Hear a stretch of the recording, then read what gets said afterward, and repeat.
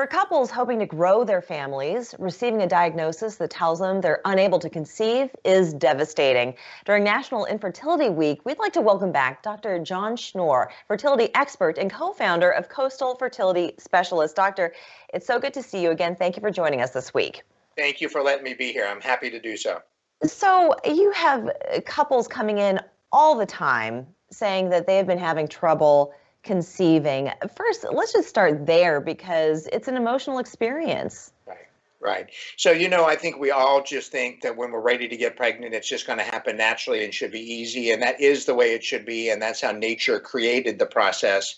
But sometimes there can be true medical disorders that can make it so that couples can't get pregnant. And we think that actually about 14% of all couples have infertility, which is about 1 in 7 couples. So it's a real problem. A lot of people wonder if it's getting worse with time. And I think we do know that we're choosing as couples sometimes to get pregnant later in life, which can make it a little bit more challenging. So, advancing female age becomes one thing we think about. But, we know that there is some data showing that men's sperm counts over decades have gradually declined. So there might be some other kind of more organic causes of male factor infertility that we're dealing with. You say 1 in 7 couples, that's about 14%. And I did read that infertility is on the rise. So are we aware of any contributing factors? You mentioned age is one thing, but could it be environment, lifestyle, or any of those contributing factors to infertility? Wonderful questions. Those are great questions. Certainly advancing female age is a challenge. So as we wait longer to get pregnant, the pregnancy rate is going to be lower. If we look at 40 years worth of male sperm counts, we know that in general, men's sperm counts are gradually going down year after year after year. Now, we don't know if that's environmental exposures or, maybe health problems or maybe more obesity in the world and maybe more alcohol consumption. There are probably multiple different factors that contribute to that. But I think there is some reason to be concerned about overall fertility in both men and women as kind of time progresses. Yes, there was an Oxford study that I was reading that said 1 in 20 men have their sperm count has gone down and they've been rendered infertile as well. So it really sounds like it's quite a problem. Yeah. If things keep going down this path, what can we expect for the future of humanity? I think we see probably 1/3 of all infertility is male factor infertility. So it's 1 out of 3 couples have male factor infertility, pretty common. And so I just think we need to focus on healthy well-being, which means we should be out exercising, we should have adequate exposure to sun and vitamin D and be eating well and kind of keeping everything kind of as healthy as we can. I think that's an important thing to focus on. That's interesting. You mentioned vitamin D. Why that particular vitamin is so important? There are some studies linking vitamin D to fertility, and so vitamin D is made from sun exposure. And I don't want to get the dermatologist mad at me. I'm not saying go out and lay in the sun, but I do think that, having vitamin D supplementation through tablets that you can take or getting a little bit of outside exposure. So often we're wearing hats and sunscreen and long sleeve clothes for all the right reasons that we might be limiting vitamin D exposure a little bit. So, I'm just trying to say in general, we should stay healthy, and staying healthy is getting an abundant amount of activity and exercise and keeping our weight normal and eating healthy foods. It doesn't mean we don't every once in a while have maybe some unhealthy food, but the majority of the time we should be focusing on healthy food and healthy lifestyle choices. I don't think I've ever heard advice from a doctor that said the less healthy you are, the better the outcome of whatever it is. So I think we always need to be adhering to a healthy lifestyle if we want to be active and happy and fulfilled. Not to say that people who are, though, still don't have problems. Is infertility at all connected to genetics? Is it hereditary at all? Absolutely. So there's a lot of true organic causes of infertility where somebody might have scar tissue or they might have endometriosis or other things that can be genetic and can be overcome with simple forms of infertility treatment. So, in our world, you hear a lot about the fancy things we do, and the fancy things help to fix the hardest cases of infertility. But what's lesser known is that most infertility is treated with very simple forms of treatment. So coming to see a fertility doctor doesn't mean you're signing signing up for fanciness. It just means we spend time to understand what's that underlying cause. Can simple forms of treatment fix that? And at our center, simple forms of treatment work over 60% of the time.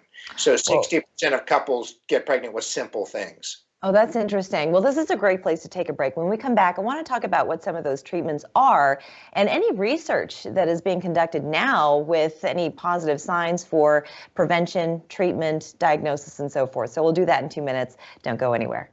Welcome back. We've been chatting with Dr. John Schnoor. He's fertility expert and co-founder of Coastal Fertility Specialists. And this week is Infertility Awareness Week. And 1 in 7 couples experience infertility. They're unable to conceive, but there are treatments out there. We were just talking about that, Dr. Schnoor, about some simple treatments, you call them. So I'm curious what those are. Well, I mean, early on, we just want to make sure that somebody's ovulating, and often people aren't ovulating well, and often manifestation of that can be irregular menstrual cycles. Most people have a period once a month. If you're going 2 or 3 months without having a period, that's a red flag. Sometimes we can use simple oral medications to help a woman ovulate if she has irregular periods.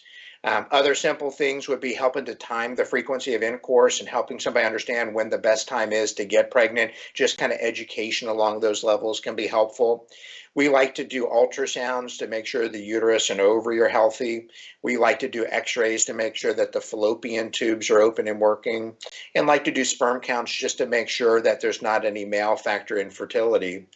And probably 2 out of 3 couples that we see are candidates for our simplest form of treatment, where we just help to make a stronger egg through medications.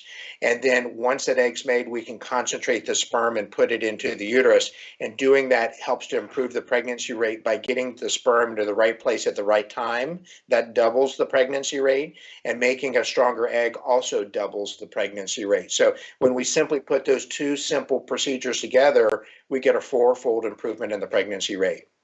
And before we get into any new research or developments in this field, I am curious what your success stories have been, and if you can give us an idea of the age range of your patients and their success or lack thereof, and why. We see patients at all ages.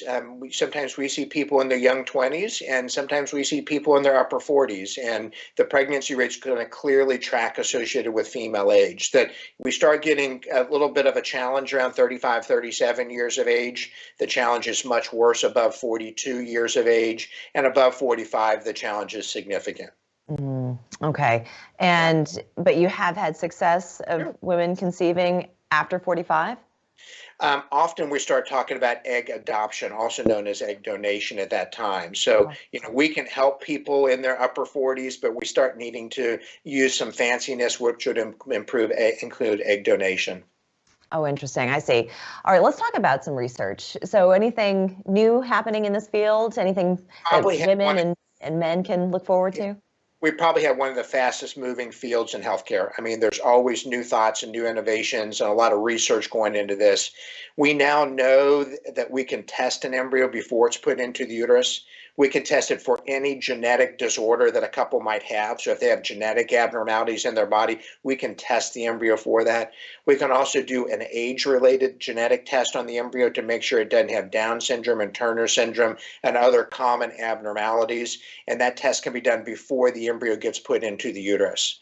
And so that significantly improves the pregnancy rate, significantly lowers the miscarriage rate, and significantly lowers the birth defect rate. So a lot of benefits to doing that testing. My last question to you, Dr. John Schnoor, is are all the babies born under your watch all named John? They are not. They are not. But we welcome all those creative names other than John. Dr. Schnoor, thank you so much for joining us today. We really appreciate it. Thank you. We're back after this.